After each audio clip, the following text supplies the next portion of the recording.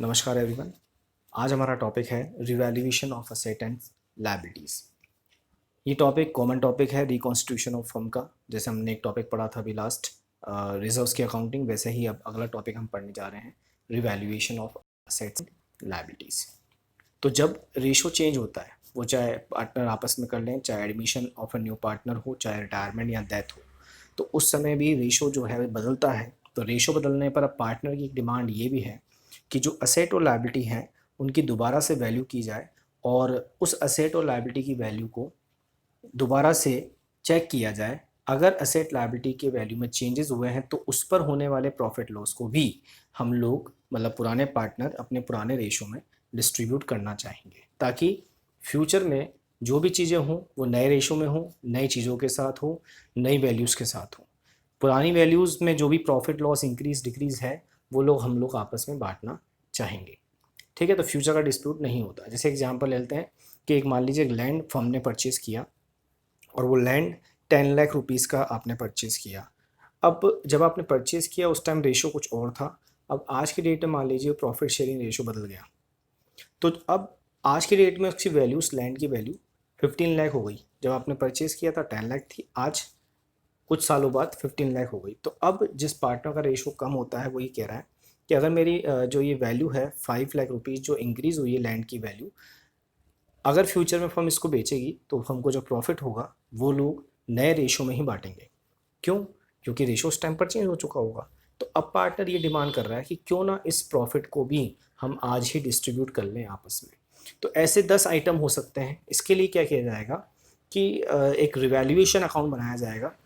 जब भी रिकॉन्स्टिट्यूशन होगा उस समय इसका जो प्रॉफिट लॉस होगा सेट लायबिलिटी का, वो लोग हम लोग कैलकुलेट करके पार्टनर्स में बांट देंगे। ठीक है, तो आज हम लोग वही पढ़ने जा रहे हैं, revaluation of asset and liabilities. तो देखिए आगे,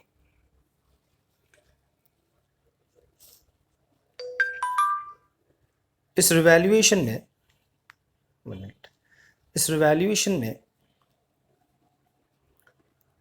क्या होता है। देखिए, सबसे पहले इसका मतलब पढ़ रहे हैं।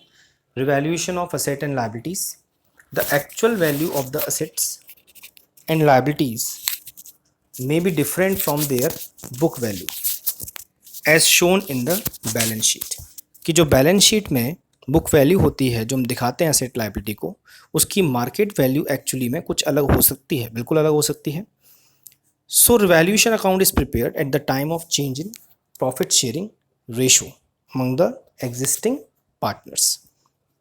तो हम लोग इसके लिए क्या करते हैं कि भाई जो प्रॉफिट लॉस वैल्यूएशन के कारण असेट की वैल्यू में चेंज होने के कारण हो रहा है, इसको भी हम लोग आपस में बांट लेना चाहते हैं ताकि फ्यूचर के डिस्प्यूट्स ख़त्म हो जाए। लॉजिक सभी चीज़ों में एक ही है, जो भी चीज़ें हो रही हैं पुरानी चीज़ें हैं और इसको हम लोग डिस्ट्रीब्यूट करना चाहते हैं। ठीक है, तो अब आप देखेंगे ये कब कब होता है। हमने बताया बात आपको कि ये रेशो चेंज होने पर भी होता है, ये एडमिशन के टाइम पे भी होता है, ये रिटायरमेंट के टाइम पर भी होता है जब कोई पार्टनर रिटायर होता है या किसी की डेथ होती है।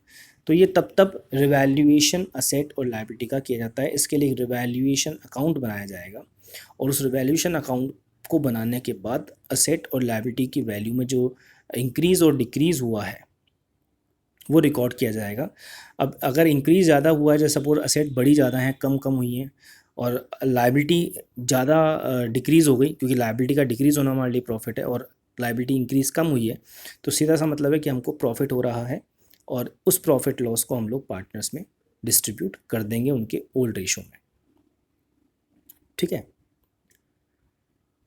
तो दोनों बातें, दोनों चीज़ें पॉसिबल हैं कि असेट्स की वैल्यू इंक्रीज़ भी हो सकती है और डिक्रीज़ भी हो सकती है। इसी तरह लायबिलिटी की वैल्यू भी इंक्रीज़ भी हो सकती है और डिक्रीज़ भी हो सकती है। अब एक बात बहुत सिंपल सी है कि अगर असेट इंक्रीज़ होती है तो असेट का इंक्रीज़ होना ये प्रॉफिट है। ठीक है, हम लोग कब कब कहेंगे कि हमें प्रॉफिट हुआ। देखो, एक सिंपल सी बात बताता हूँ मैं आपको। प्रॉफिट कब कब होगा? आपको प्रॉफिट तब तब होगा, ये प्रॉफिट के केस बता रहा हूँ मैं आपको। आप सिंपली, आपको प्रॉफिट होगा जब आपकी असेट बढ़ रही है। ठीक है, असेट क्या हो रही है? इंक्रीज़ हो रही है। असेट आपकी इंक्रीज़ हो गई। ये असेट की वैल्यू इंक्रीज हो गई। इसी तरह लायबिलिटी की वैल्यू डिक्रीज हो गई, मान लीजिए लायबिलिटी की वैल्यू डिक्रीज हो गई। अब लॉस कब होगा? आपकी असेट की वैल्यू डिक्रीज हो गई, असेट की वैल्यू डिक्रीज हो गई और लायबिलिटी की वैल्यू इंक्रीज हो गई। तो लायबिलिटी इंक्रीज होना लॉस है, जबकि लायबिलिटी का डिक्रीज होना प्रॉफिट है। इसी तरह असेट का इंक्रीज होना प्रॉफिट है और असेट का डिक्रीज होना लॉस है। अब रिवैल्यूएशन के टाइम पर एंट्रीज क्या की जाएंगी? तो देखो यहाँ पर एक वैल्यूएशन नाम का अकाउंट बनाया जाएगा और वो रिवैल्यूएशन अकाउंट जो होगा वो नॉमिनल नेचर का होगा। This account is nominal nature account, क्योंकि नॉमिनल नेचर अकाउंट होते हैं जो इनकम और एक्सपेंस से रिलेटेड होते हैं, तो ये भी इनकम एक्सपेंस से रिलेटेड अकाउंट है, प्रॉफिट लॉस का अकाउंट है, इसलिए भी नॉमिनल नेचर का होगा। इसे profit and loss adjustment account भी कहते हैं, बट आपको तो रिवैल्यूएशन ही कहना है। और जो भी इस प्रॉफिट लॉस इस रिवैल्यूएशन अकाउंट से आएगा उसको हम लोग पार्टनर्स में डिस्ट्रीब्यूट कर देंगे उनके ओल्ड रेशो में, ठीक है। अब एक बात ध्यान रखिएगा, जब हम अकाउंटिंग की बात करें तो जो प्रॉफिट अगर हो रहा है, हमने कहा प्रॉफिट होगा, असेट बढ़ेगी या लायबिलिटी कम होगी, तो प्रॉफिट को हम लोग सीआर साइड में रिकॉर्ड कर देंगे इस अकाउंट के, क्योंकि ये नॉमिनल नेचर का अकाउंट है। और अगर लॉस हो रहा है रिवैल्यूएशन पर तो उसको हम लोग डेबिट साइड में रिकॉर्ड कर देंगे, बिकॉज ये हमारे लिए लॉस है। लॉसेस डेबिट होते हैं, प्रॉफिट क्रेडिट होते हैं। उसी तरह नॉमिनल अकाउंट को चलाना है, क्योंकि नॉमिनल नेचर अकाउंट का नेचर ये होता है कि प्रॉफिट है तो क्रेडिट में रिकॉर्ड करो और लॉस है तो डेबिट में रिकॉर्ड करो। इसलिए अब एंट्री का सिंपल लॉजिक समझें। देखिए पहली एंट्री है, if there is decrease in value of asset, तो असेट कम हो गई, असेट कम हो गई लॉस है, लॉस है तो रिवैल्यूएशन टीआर हो जाएगा और जो असेट है वो क्रेडिट हो जाएगी, क्योंकि असेट का बैलेंस डीआर होता है। अब कम हो रही है असेट तो सीआर कर देंगे। इसी तरह अगर असेट की वैल्यू इंक्रीज हो जाती है, असेट इंक्रीज हो गई, इंक्रीज हो गई तो प्रॉफिट हो गया, प्रॉफिट हो गया तो रिवैल्यूएशन सीआर होगा। एक लॉजिक ये है। और दूसरा, असेट का बैलेंस डेबिट होता है, असेट बढ़ रही है या उसकी वैल्यू बढ़ रही है तो असेट डेबिट हो जाएगी। लायबिलिटी के लिए, लायबिलिटी का बैलेंस सीआर होता है, सब जानते हैं। तो लायबिलिटी अगर इंक्रीज हो रही है, लायबिलिटी का बढ़ना हमारी लॉस है, लॉस है तो रिवैल्यूएशन डेबिट हो जाएगा और लायबिलिटी क्रेडिट हो जाएगी। लायबिलिटी बढ़ रही है इसलिए लायबिलिटी को सीआर कर देंगे। और अगर लायबिलिटी अगर डिक्रीज हो जाती है तो लायबिलिटी का डिक्रीज होना हमारे लिए प्रॉफिट है, रिवैल्यूएशन सीआर हो जाएगा और लायबिलिटीज डीआर हो जाएंगी, ठीक है। इसके बाद क्या करेंगे? इसके बाद हम लोग देखेंगे फाइनली क्या हुआ प्रॉफिट लॉस, क्योंकि नेट निकालेंगे अब रिजल्ट इसका कि प्रॉफिट ज़्यादा हुआ या लॉस ज़्यादा हुआ। तो अगर रिवैल्यूएशन अकाउंट की क्रेडिट साइड ज़्यादा आ रही है, मतलब रिवैल्यूएशन सीआर ज़्यादा हुआ है, तो डेफिनेटली हमारे लिए प्रॉफिट है। Total of the credit side is more than the debit side. तो प्रॉफिट है तो प्रॉफिट को हम पार्टनर से बांट देंगे, पार्टनर से बांटेंगे, उनकी कैपिटल इंक्रीज होगी, सीआर कर देंगे, रिवैल्यूएशन डीआर कर देंगे। यहाँ रिवैल्यूएशन अकाउंट बंद हो जाएगा और ये काम करेंगे हम ओल्ड रेशो में, ठीक है।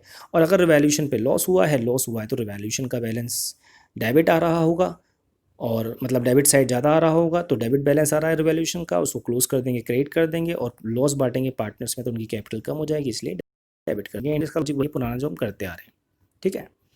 अब ये एक फॉर्मेट है आपके सामने, रिवैल्यूएशन अकाउंट कैसे बनाएंगे। तो सिंपली सीआर साइड में हम लोग ध्यान दें, सीआर साइड में और डीआर साइड में। सीआर साइड में मैंने क्या बताया आपको कि जब भी प्रॉफिट होगा, प्रॉफिट कब कब होगा, या तो असेट की वैल्यू इंक्रीज होगी या लायबिलिटी की वैल्यू डिक्रीज होगी, या कोई एक ऐसी असेट जो हमने पहले रिकॉर्ड नहीं करी अब उसको हम रिकॉर्ड कर रहे हैं तो असेट बढ़ी रही है, इसलिए ये भी प्रॉफिट का केस है।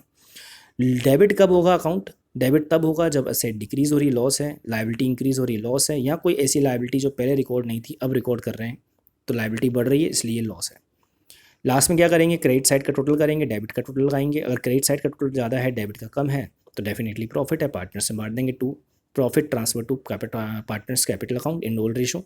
और अगर डेबिट साइड ज़्यादा है, क्रेडिट साइड कम है तो लॉस है, लॉस है तो भी पार्टनर्स में डिस्ट्रीब्यूट हो जाएगा ये, ठीक है। तो इस तरह रिवैल्यूएशन अकाउंट बनता है। ये हमारी अगली स्टेप होती है इस रिकॉन्स्टिट्यूशन में। रिजर्व के बाद हमने आज सीखा है रिवैल्यूएशन अकाउंट। तो रिवैल्यूएशन एक कॉमन चीज़ है, आपको सारे चैप्टर्स में काम आएगा। बहुत सिंपल सा अकाउंट बनता है, नॉमिनल नेचर का अकाउंट है, प्रॉफिट है तो सीआर में और लॉस है तो डीआर में रिकॉर्ड करना है, प्रॉफिट लॉस निकालना है और पार्टनर्स में बांट देना है उनके ओल्ड रेशो में। तो आज हम इतना ही लेते हैं, इसके बाद इसके प्रैक्टिकल एग्जाम्पल हम लेंगे नेक्स्ट क्लास में। Okay, thank you.